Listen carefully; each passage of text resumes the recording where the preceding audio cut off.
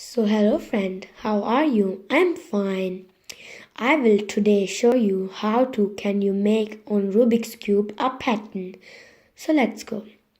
You will to do turn the Rubik's cube 2 times. 1, 2. 1, 2.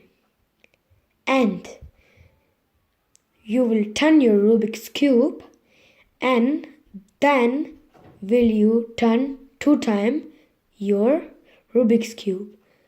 1, 2. 1, 2. Okay? This is orange side. We will a yellow side. So, what we make here on yellow side, we will make here, we will turn 2 times the Rubik's cube. 1, 2. 1, 2. So you have here a pattern. Can you look?